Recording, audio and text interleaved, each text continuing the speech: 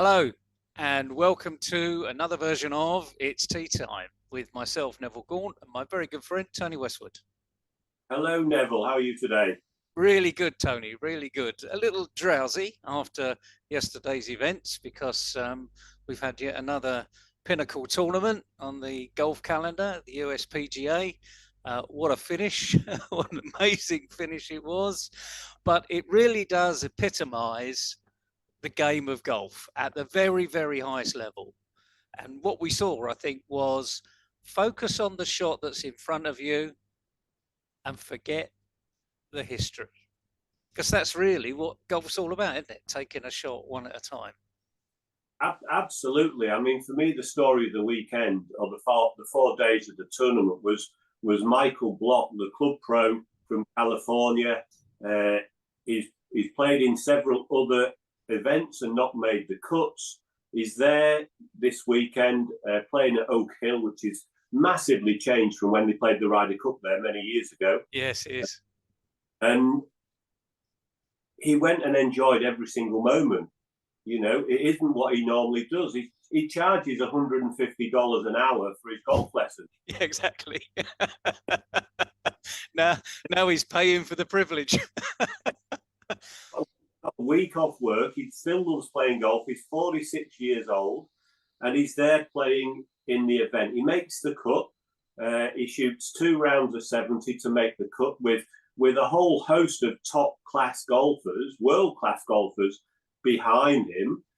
He plays with Justin Rose in the 3rd round, and he says, I'm a big fan of Justin Rose. He says, I've watched him for years. He says, I couldn't look at him for the first 3 holes because I just wanted to go and hug him. And he says, I can't do that in the start of the 3rd round.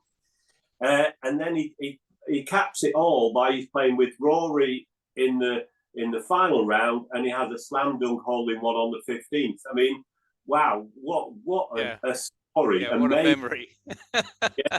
What a memory! His grandkids are going to enjoy that for the rest of his life.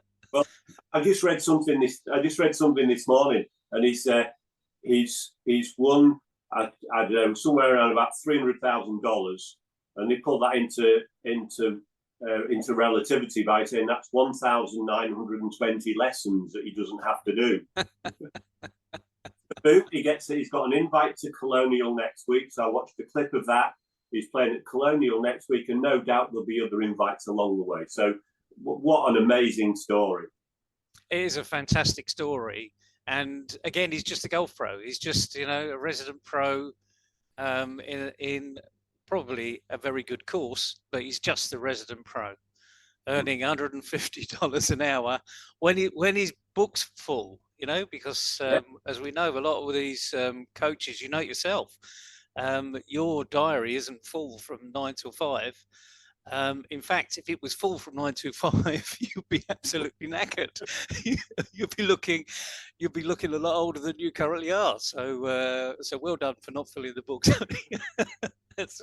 But we've seen a couple of people on LinkedIn that have reflected on the Koepka win, because it was a fantastic win. He went into the tournament, one of the favourites, sort of.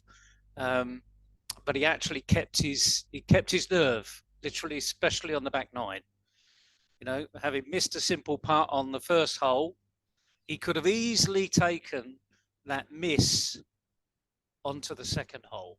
And what happened? Yeah. He birdied the second. So let's talk a little bit about baggage, because you and I constantly go in this world of behavioural waste, and the rucksacks, and how quickly we fill the rucksack up and it gets so heavy. Now, you and I know what we're talking about, but why don't you explain it to golfers?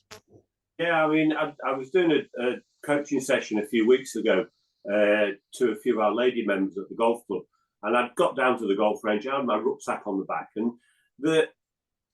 you can see them. They want to improve. There's no doubt about that, and they're really understanding what it is they need to do. But like any golfer, and this accounts for the best golfers in the world, and the average golfer, or even the new golfer as well. And I explain it that you start your round of golf, your whatever it is you're doing, and you've got your your metaphorical rucksack on your bag. And every time you have a poor experience, you drop a rock in the rucksack. And if you have several poor experiences, one after the other, then that rucksack, every time you drop a rock on it, it kind of gets heavier, and you have to carry it around the golf course.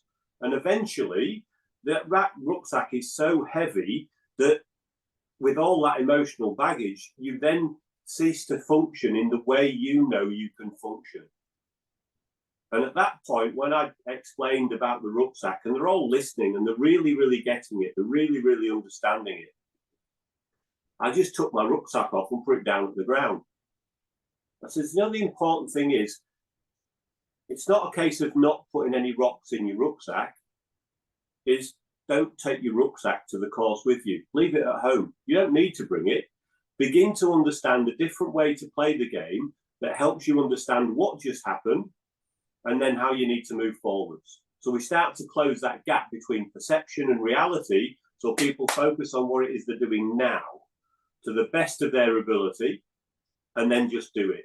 See what happens, assess it in the right way, which we know we've developed within the MindFit process, the MindFit golf process, and then move on to the next shot, giving that next shot the best opportunity to the best shot you can actually produce. For me, it's a much simpler way of playing the game. I wish I'd have known this 30 years ago when I was competing full time, because I know the enjoyment I get out of playing the game now is massively different to the enjoyment I used to get out of playing the game when I was doing it, 6-7 days a week playing in tournaments. Exactly, and I think the key thing here is, as we say in golf, the shot you need to concentrate on is the one that's in front of you. How many pundits keep saying that? They all say it. Even the top golfers say it. All the coaches around the world will say it. But the key thing is, you've got to do it. Yeah. And I have a little mechanism that I say is, you're going to make a bad shot. It's the law of averages. You're going to make a bad shot, but as you said, assess it, get the most out of it, and then package it up. And I say, and throw it into the rucksack that you've left in the changing room.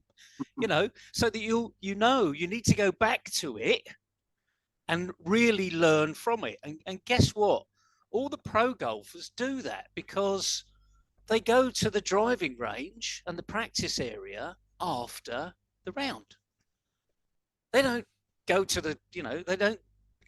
the clubhouse, have a shower, cup of coffee or a beer and clear off home.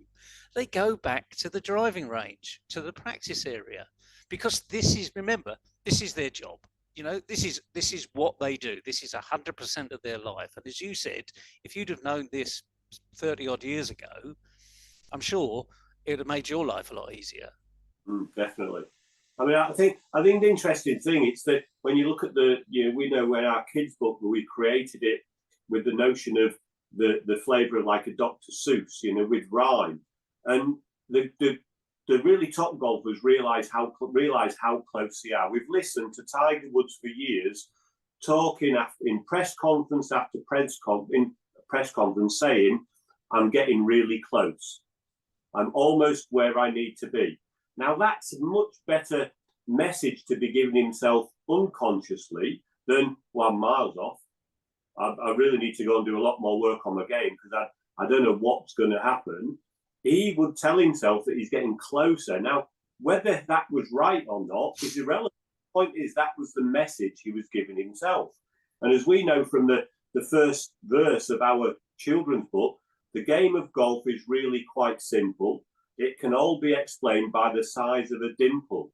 So when our golfers, or you golfers out there, are missing the fairways, hitting it out of bounds, going in the water, or hitting that golf ball straight down the middle, you're not a million miles away from where you need to be.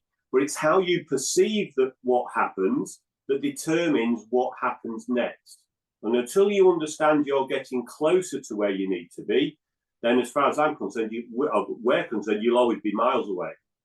And it's really bringing it down to realise that it's small scale we're working on, it's millimeters we're working on. And if we can deal with those elements, then you can begin to improve. Not because we're so good, but because you've got the ability right here, right now to be able to do it. Yeah, that's the key thing. I mean, everyone's got the ability. It's just a matter of the right practice and it being focused. And just going back, you know, to wrap up this little It's Tea Time session, this rucksack approach that we often say is it's easy actually to take the rucksack off. Leave it in the changing room. Leave it at home. Doesn't matter where you leave it. And every time something doesn't go quite wrong, or actually when it goes really right, because those are the times that you need to throw into the rucksack and feel good and reflect on that element of success. Because let's face it, when you're having a bad day, you know, it's a bad day. We've all been there, you know, and even if you can do what Tony and I are saying, that it just happens, you know. You got outside the wrong side of the bed, or you're just not quite there. We've all been there, you know. And the thing is, again, learn from it. We can learn from our failures just as much as we can learn from our successes. So package it up and literally lob it back into the kit bag. I mean, I say keep it in the changing room because people struggle leaving it at home. Frankly, they'll bring it to the course. So leave it in the changing room and just throw it in there and look at it later.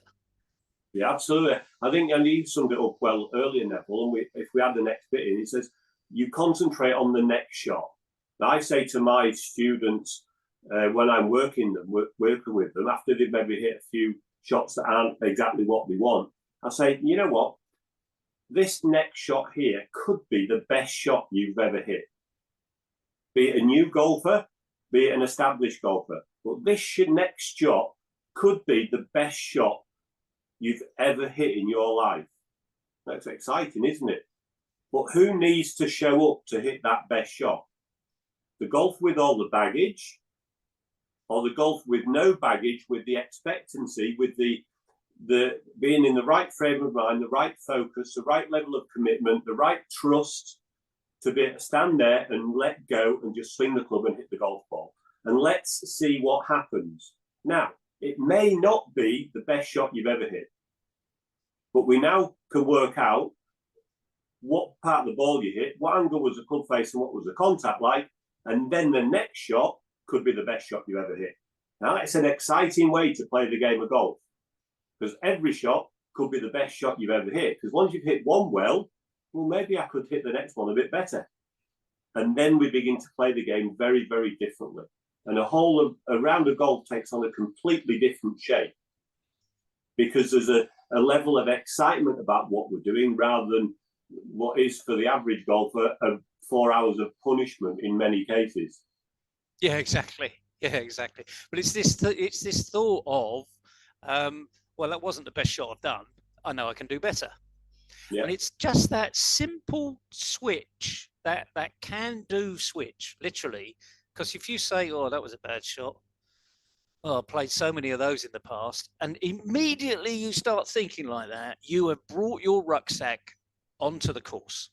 Yeah. And you've just added not just one more rock, but you've brought all the rocks that you've put in there to fruition, and you've added a huge rock on top of it. And boy, does that weigh heavily.